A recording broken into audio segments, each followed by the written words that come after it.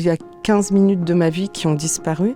Les 15 minutes entre le moment où j'ai pris la foudre et le moment où mes souvenirs restent. Vous imaginez la chair brûlée, il y a cette odeur qui prend au nez, puis vous entendez des bruits, vous entendez des cris, c'est une scène de chaos. Salut tout le monde, c'est Edouard. Alors aujourd'hui, je vais vous raconter une histoire complètement folle. Cette histoire, c'est celle de Raphaël. Alors qu'elle décide de participer à un festival de musique, elle et 13 autres personnes sont frappées par la foudre. Quelques minutes plus tard, ils se réveillent tous et deviennent ce qu'on appelle des fulgurés, c'est-à-dire des survivants de la foudre. Matin d'une fulgurée, c'est que ça soit le matin ou l'après-midi ou le soir, de manière vous êtes épuisé. Chaque année, à travers le monde, 24 000 personnes meurent foudroyées et 240 000 sont blessées. Ce jour-là, Raphaël a survécu, mais sa vie a complètement basculé. Vous pouvez plus rien faire, mais votre cerveau, il s'amuse tout seul.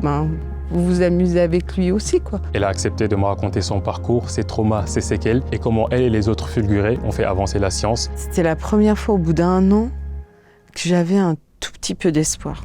C'est la vie extraordinaire de Raphaël, je vous laisse regarder. Et pour ne rien rater de nos vidéos, n'hésitez pas à vous abonner à la chaîne YouTube de Brut. Bonjour Raphaël. Bonjour Edouard. On a pour habitude dans ce format de commencer par une date qui a changé la vie de nos invités. Pour vous, c'est le 2 septembre 2017. Vous étiez où et qu'est-ce que vous aviez prévu de faire ce jour-là? En fait, j'étais avec ma famille et on devait sortir tous ensemble. Mais chez nous, il a commencé un petit peu à pleuvoir, donc ma famille n'a pas voulu m'accompagner.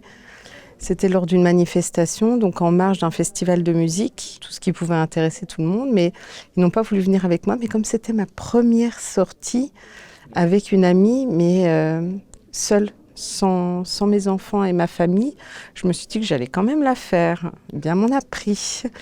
Et quand je suis arrivée, j'étais très heureuse d'être là-bas. Je les ai appelés, il faisait soleil. Je leur ai dit, vous auriez dû venir ici, il ne pleut pas.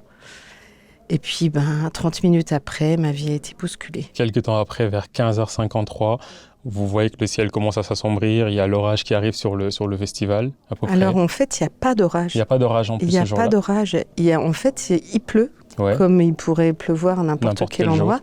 Justement, comme je n'ai pas entendu l'orage, je me suis abritée sous le Barnum.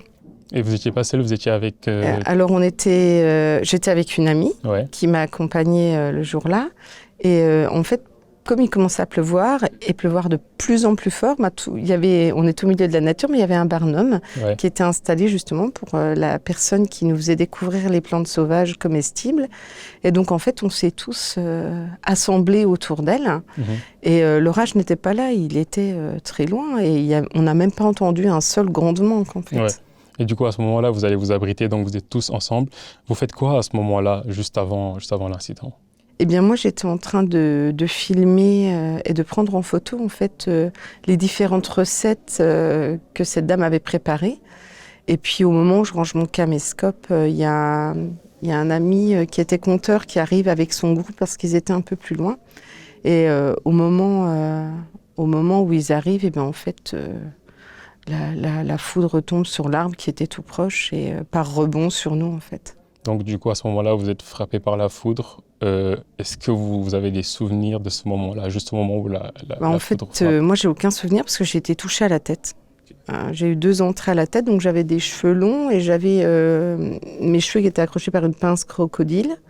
Et puis, donc, la foudre est déjà tombée sur la tête en plein central. Et après, elle est rentrée derrière l'oreille avec la branche de lunette, en fait. Et c'est cet impact-là qui a duré longtemps, parce que j'avais une grosse brûlure et une fougère dans le cou qui montre en fait que l'impact de la foudre est allé toucher le cervelet, en fait. Et vous vous rappelez de certains éléments, des bruits, des odeurs, une lumière peut-être? Moi, j'ai aucun souvenir. Aucun souvenir. Quelques mois après, j'ai rêvé plus d'une boule magnétique d'une impression d'une boule magnétique qui grossissait. Mais ça reste un rêve. D'après les témoignages des autres personnes qui étaient avec moi sous le Barnum, potentiellement ce que j'aurais vu et qui est quand même incroyable parce qu'il y a comme une sorte de distorsion du temps. Mais bon, potentiellement, ça pourrait être un souvenir rémanent qui serait revenu la nuit. Au niveau des sensations, vous ressentez quoi? Parce que finalement, vous êtes frappé par des millions de volts, ce qui correspond à peu près comme si vous étiez atteint par 30 000 degrés. Qu'est-ce que vous ressentez? C'est quoi les sensations? On est brûlé. Hein. C'est une sensation de brûlure à l'intérieur qui est... C'est tellement intense en fait que vous ne... Je ne sais pas qui je suis. Hein. Donc je me réveille plusieurs fois et je retombe plusieurs fois. Il y a 15 minutes de ma vie qui ont disparu. Les 15 minutes entre le moment où j'ai pris la foudre et le moment où mes souvenirs restent et sont fixes. Il y a quand même, c'est une scène de chaos. Ouais. Il y a de l'odeur de brûlé, comme vous pouvez imaginer, la chair brûlée, on est tous brûlés. Donc il y a cette odeur qui prend au nez, puis vous entendez des bruits, vous entendez des cris, c'est une scène de chaos. Vous commencez à vous dire, où sont mes enfants? Oui, parce que les premiers souvenirs que vous reviennent justement, c'est, vous vous souvenez que vous avez Mais je me souviens qu'ils devaient venir avec moi, parce que comme c'était prévu. Ouais. Je me souviens pas qu'ils sont pas venus, en fait. Donc j'entends des enfants pleurer, je crois que c'est les miens. Après, mon amie, elle me rassure tout de suite, mais dans les premiers temps, c'est quand même un peu le chaos. Puis je suis incapable de tenir debout, Ce que je peux vous raconter de la fulguration, c'est les témoignages des personnes qui étaient autour de nous, qui nous ont pris en charge, ou mon ami qui s'est réveillé plus tôt que moi, qui était au-dessus de moi, à qui j'ai demandé qui j'étais, en fait, plusieurs fois. Plusieurs fois, chaque fois que je me réveillais, je lui demandais qui j'étais, comment je m'appelais, parce que... Vous n'aviez plus aucun souvenir? Aucun souvenir. Je voyais bien qu'elle me connaissait, parce qu'elle semblait vraiment peignée et très inquiète au-dessus de moi.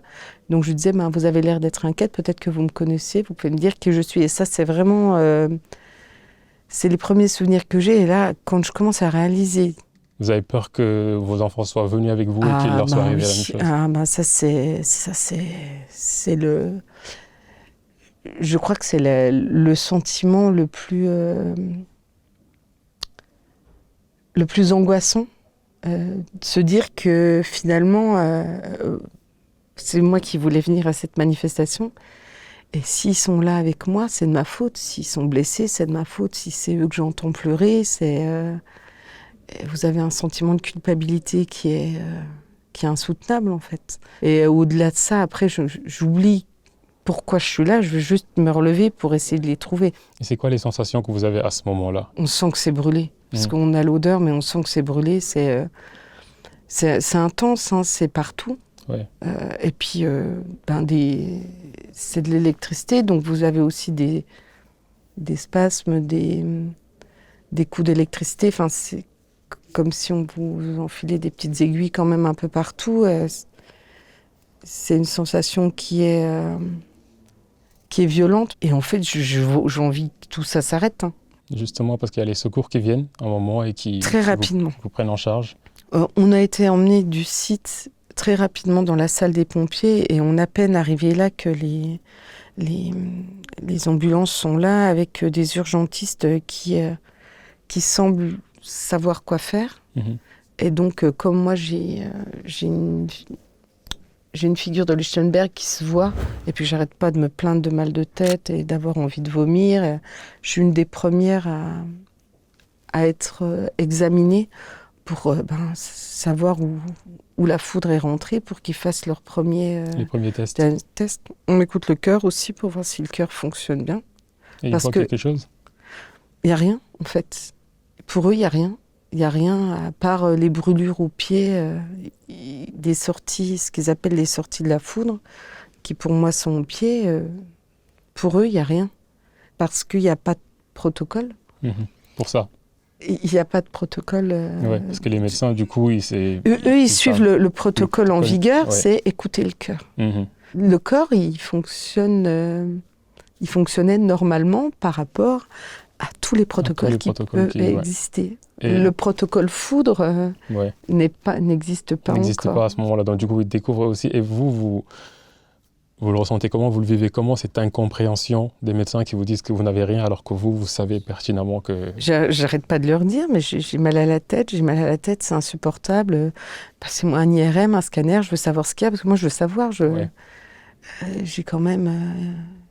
je me suis quand même réveillée en sachant que je ne savais pas qui j'étais. Donc je me dis, il y a un coup qui est pris sur la tête. On voit une marque, donc je me dis, j'ai pris un coup d'électricité dans la tête. Donc je me dis, on peut pas avoir rien, quoi. Le cerveau, c'est quand même des transmissions électriques. C'est pas rien. Mais j'ai rien. Pour eux, j'ai rien. Pour moi, c'est pas possible. Et vous restez combien de temps à l'hôpital, prise en charge? On est arrivé le soir, le lendemain soir, donc je suis arrivée le samedi, fin d'après-midi. Dimanche, fin d'après-midi, pour eux, la phase d'observation était terminée. Et là, vous rentrez chez vous? Ils sentent bien que je vais pas très bien, mais je vais bien. Donc ils me disent, ça va? Je fais, oui, ça va. Je me dis que je suis à la maison. Ouais. C'est la rentrée pour les enfants le lendemain. Je préfère finalement, puisque comme j'ai rien, ça va passer. Hein, j'ai mal, mais ça va passer. Donc je dis, je préfère être à la maison avec mes enfants qui font leur rentrée scolaire le lendemain, plutôt que d'être à l'hôpital. Dans un environnement rassurant que vous connaissez. Ouais. Et comment se passe le retour à la maison, les premiers jours? Les premiers jours, épuisé. Ouais. Un épuisement. Notre corps doit se réparer. Et là, ça commence ce long chemin de réparation. Un corps qui se répare, ça fait très mal. Les douleurs sont migrantes. On nous explique que M. Foussa nous explique que si on a mal à un endroit, mais que cette douleur ne perdure pas, que le lendemain elle est ailleurs, c'est que c'est le corps qui se répare. Alors, scientifiquement, je n'ai pas les termes exacts, mais en fait, lui nous a expliqué que quand la foudre, elle passe à l'intérieur de notre corps, elle inverse la polarité de nos cellules.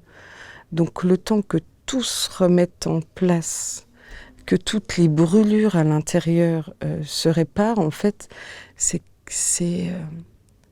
comme un nourrisson qui se construit. En fait, on dort les 3/4 de la journée parce que... Vous êtes fatigué. C'est ça.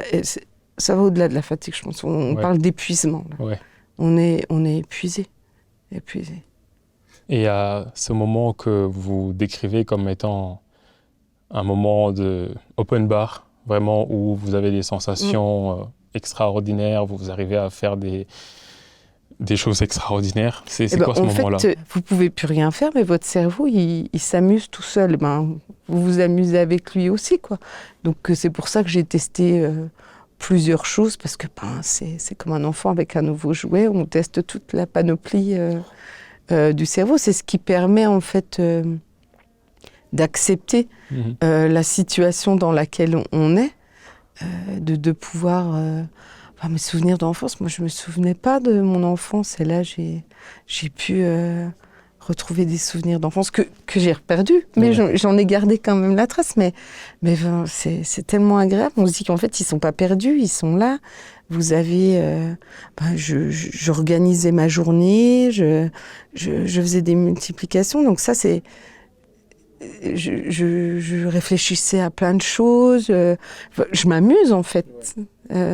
Finalement, c'est la seule chose qui me reste, c'est cette activité cérébrale, parce que le reste, tout est au ralenti, tout est douloureux. La foudre est encore en nous en fait. Mais ce qui est très ambivalent, c'est que vous avez cette activité intellectuelle qui est assez importante, et vous êtes à côté de ça complètement épuisé. Ça dure combien de temps, ce moment de... Presque un mois. Presque un mois. Quand ça s'arrête, là, c'est d'autres séquelles qui... C'est la douche froide. Ouais. Parce qu'il ne reste plus qu'un corps qui s'éteint, qu'un intellect qui s'éteint aussi, en fait. Après cette période-là, tout s'éteint, en fait. Votre cerveau, il ne reste plus que les séquelles. Et c'était quoi les séquelles qui en fait, comme j'ai été touchée au cervelet, le cervelet, c'est le centre de l'équilibre, mais c'est aussi le centre de tous les langages. Donc le langage parlé, mais il y a aussi le langage écrit, il y a le langage abstrait, donc avec comprendre ce que les autres veulent dire quand il y a de l'implicite, quand il y a des non-dits. Que normalement un adulte arrive à lire entre les lignes, moi je pouvais plus. Je suis redescendue très très bas au niveau de tout ce que je savais faire intellectuellement, mais il y avait un paradoxe. C'est que j'étais capable d'expliquer aux gens, je ne vous comprends pas, je n'ai pas les capacités intellectuelles pour vous comprendre. Et les gens ne comprenaient pas. Quand j'allais voir l'orthophoniste, je lui expliquais, avec des termes qu'elle pouvait comprendre, ce qui m'arrivait. Mais j'étais incapable de les surmonter. Parce que j'étais redescendue très très bas. Très très bas. Elle me disait, ça n'a pas duré longtemps, mais j'étais redescendue jusqu'à peu près 4 ans. Il y a ce matin que vous décrivez dans ce documentaire, en allant réveiller vos enfants, que vous découvrez qu'il n'y a plus de mots qui sortent. C'est ça. Alors l'orthophoniste avait vu que j'allais peut-être en arriver là. Mais moi, j'avais rien vu. Un matin, je me lève et je fais de façon mécanique. Je prépare le petit déjeuner, je vais réveiller les enfants, mais sans leur parler.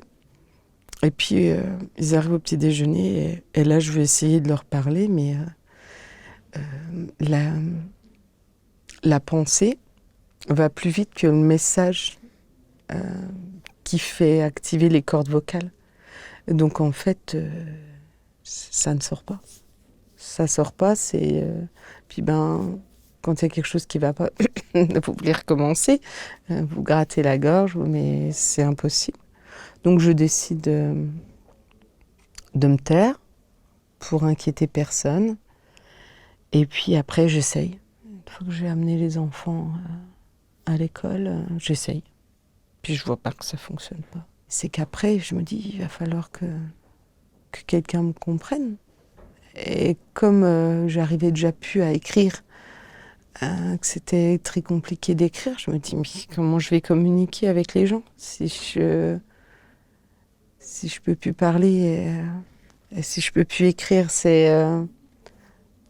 vous vous sentez comme enfermé dans une bulle, mais vous avez votre pensée qui vous dit qu'il faut sortir de là, mais il faut trouver une solution. Donc, Et vous le vivez comment, en termes de ressenti, émotionnellement? Les ressentis pendant la fulguration, après la fulguration, étaient compliqués. Parce que le cerveau est très intelligent, il fait des choix. Les émotions, ça demande énormément d'énergie. Et j'en ai pas. À ce moment-là? J'ai pas assez d'énergie pour me reconstruire et avoir des émotions. Donc, je réagis complètement de façon cartésienne. C'est-à-dire? Ça touche la voix, il faut que j'aille voir l'orthophoniste. Donc en fait, j'essaye de l'appeler, mais ça ne va pas. Donc je vais chez elle. Je vais sonner chez elle et puis je bredouille. Et là, elle comprend tout de suite, elle me rassure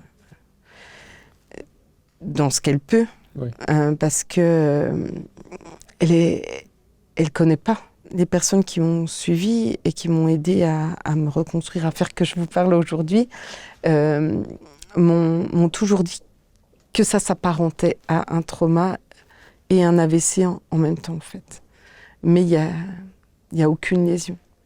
Donc, elle me parle l'orthophoniste me parle par rapport à ce qu'elle connaît. Elle me dit que normalement, ça devrait aller. Elle me donne des astuces. Mais avant que les astuces viennent, il faut apprendre à gérer la frustration. Parce que vous voulez parler, ouais. Votre pensée est là, Mm-hmm.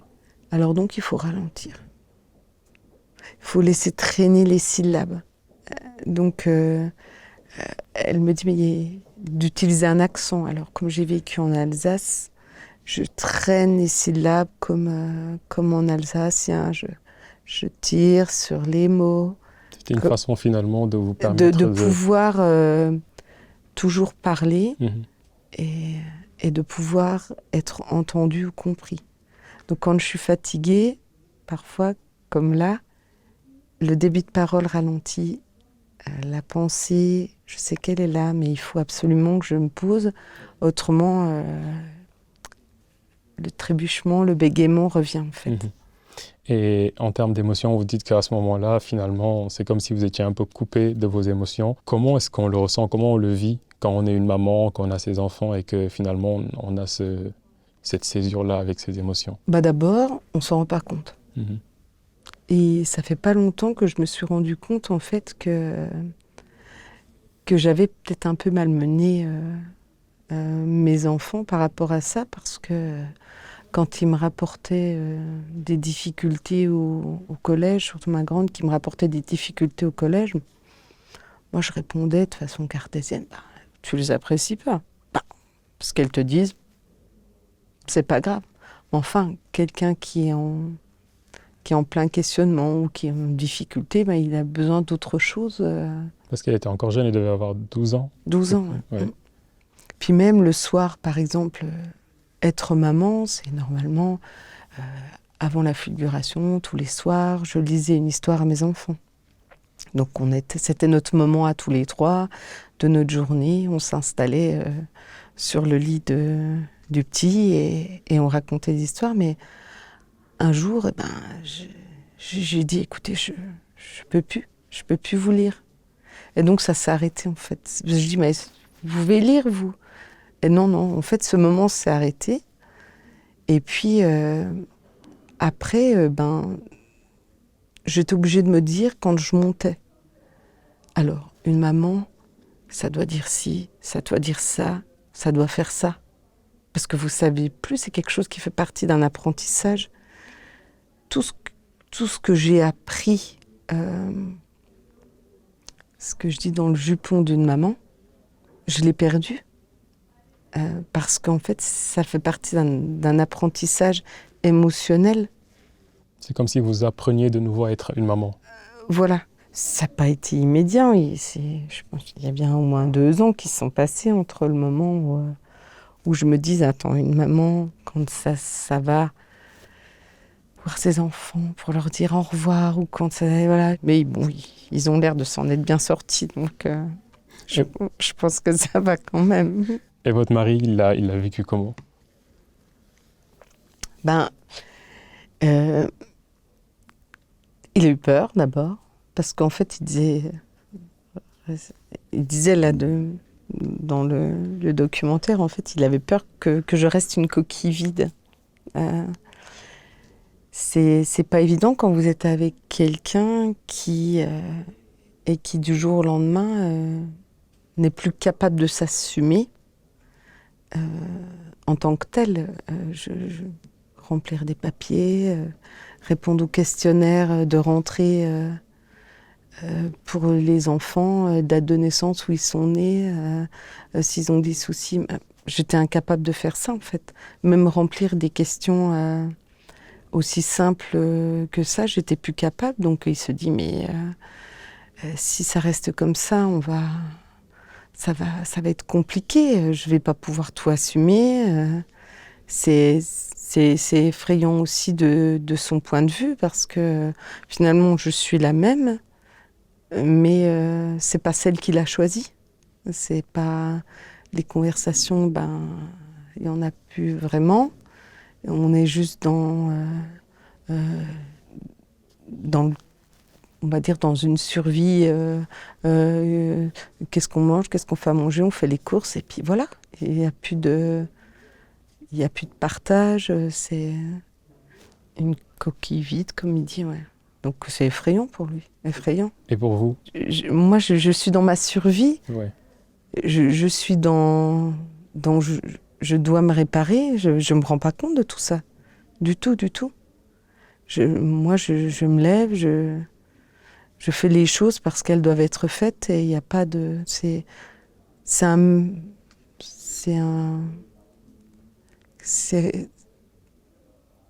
pas comme un robot, mais presque.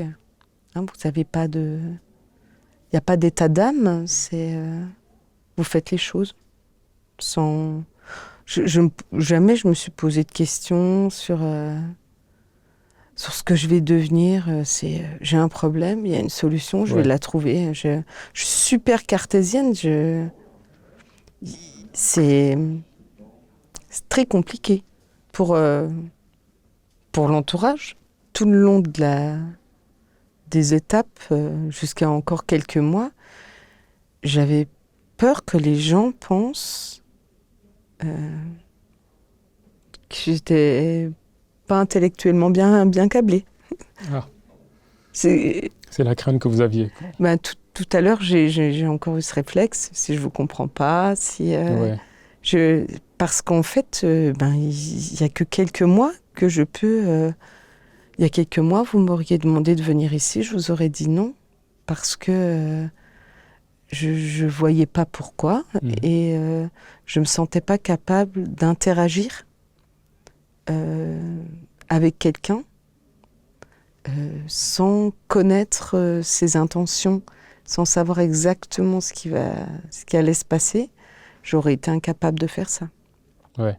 Et du coup, par la suite, il y a aussi ce médecin, Rémi Foussa, qui vous avait contacté au moment où vous étiez à l'hôpital, donc qui vous avait demandé d'être avec vous, de travailler avec le groupe pour essayer de trouver une solution scientifique à ce qui vous arrivait. Quand il vous dit ça, c'est quoi votre première réaction quand il vous contacte pour la première fois? Quand il nous contacte pour la première fois, c'est donc à l'hôpital. Il proposait qu'on rentre dans une étude pour savoir quelles sont les conséquences de la fulguration, mais à long terme. Okay. C'est-à-dire retardés, les effets retardés. Je me dis, il y a peut-être des effets retardés. Il a l'air de savoir de quoi il parle, lui, bien sûr. On signe. Et en fait, on a tous signé parce que les médecins qui étaient en face de nous ne semblaient pas. Aux urgences, ils ont été tellement surpris. Oh, j'ai jamais vu de figure de Lichtenberg. Ils ont pris en photo. C'est comme ça qu'il y a la photo de ma figure, parce qu'autrement, il n'y aurait pas eu.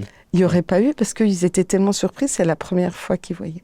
Donc, est-ce que ce médecin-là, il savait à peu près de quoi il parlait, puisque il n'était pas d'ici, et il était d'une autre région, et il voulait quand même qu'on s'occupait de nous. Donc, on a tous signé, quoi. Est-ce qu'à ce moment-là, vous vous sentez un peu plus comprise? Je me sens rassurée. Déjà, administrativement, j'aurai pas de soucis. Je me sens rassurée, en fait. Et puis, je me dis, oui, j'ai quelque chose. L'année d'après, je suis vue pour la première fois par un neurologue, le neurologue expert de l'Éducation nationale, qui me dit, c'est pas parce qu'aujourd'hui, on n'a pas l'appareil assez performant pour voir vos lésions qu'il n'y a pas de lésions. La symptomatologie parle d'elle-même. Et je me dis, enfin, il y a des personnes, quand même, ils ne peuvent pas m'aider, mais ils me le croient. Et c'est important, même s'il n'y a pas de solution, au moins, on est cru. C'était un grand début, parce qu'il n'a pas voulu me laisser repartir. Il me dit, moi, je ne peux pas m'occuper de vous, parce que je suis l'expert de l'Éducation nationale, mais je vous envoie auprès d'une de mes collègues. Et c'est elle qui est dans le documentaire et qui me suit depuis la fulguration, et qui m'a rassurée avec des tests scientifiques qui me permettaient de dire que j'avais pas de déficience intellectuelle, mais que tout était au ralenti. Donc je me suis dit que j'allais pouvoir récupérer. En fait, c'était la première fois au bout d'1 an que j'avais un tout petit peu d'espoir. Que je me suis dit, peut-être que je vais pouvoir réussir, quoi. Et vous vous sentez mieux aujourd'hui? Oui. Et l'orthoptiste aussi. C'est grâce à la reprise de la kiné que je suis là aujourd'hui. Autrement, je ne serais pas là. Et avec le recul aujourd'hui, avec ce que vous avez vécu, ce que votre famille a vécu avec vous, comment est-ce que vous analysez tout ça? Maintenant que vous avez retrouvé ces émotions, maintenant que vous vous souvenez de tout ce qui s'est passé? Quand mon mari me dira de ne pas y aller, j'irai pas. Mais parce que ce jour-là, vous le dites aussi dans le documentaire, vos enfants ne voulaient pas que vous partiez. Ouais. Il voulait pas, mon mari non plus, et je sais pas pourquoi, mais j'y suis allée parce que je me disais, quand même, ils sont assez grands, je peux me faire une petite sortie pour la première fois pour moi, et maintenant, non, c'est venir aujourd'hui sans mon mari, ça a été compliqué de se dire, ah, on est séparés, oula, oula. C'est toujours un moment où on se sépare comme ça, et il y a toujours maintenant il y a toujours cette inquiétude, quoi. Dans le quotidien ça va, mais faire quelque chose l'un sans l'autre aujourd'hui, voilà, on reste en contact, et c'est sûr que on est moins à l'aise, moins à l'aise. Et avec vos enfants, ça se passe comment maintenant? Moi, je pense bien. Je pense bien, ouais. Ça va. C'était important pour vous de venir partager votre histoire? Eh bien, en fait, je me dis que le parcours qu'on a vécu en tant que figuré est tellement chaotique et tellement compliqué que si ça peut servir à d'autres, si ça peut servir à d'autres médecins d'avoir une compréhension, ça peut servir à d'autres fulgurés de se dire que il y a de l'espoir quand même si aujourd'hui ce qui reste et qui n'est pas perceptible pour vous, c'est des douleurs qui sont insupportables. Au moins, être compris, c'est déjà tellement important. C'est déjà tellement... C'est vrai qu'on parle du langage, mais ce qui reste de la fulguration aujourd'hui, alors tous n'ont pas ça, mais on est quand même beaucoup à avoir des douleurs. Là, tout à l'heure, je vais me relever, je vais boiter, parce que mes deux hémisphères, ils fonctionnent pas encore tous bien, quoi. C'est de la lenteur, voilà. Il reste des séquelles, mais il reste de l'espoir, et avoir fait le documentaire et de parler aujourd'hui, ça permet en fait de donner de l'espoir à d'autres fulgurés aussi. Voilà. Parce que avec la météo actuelle, c'est pas sûr qu'il n'y en ait pas d'autres, malheureusement. Merci beaucoup, Raphaël. De rien. On est bon, Fred? Ouais. Nickel, je vous ai pris plus de 5 minutes, mais... Ouais, non, mais vous aviez un autre rendez-vous.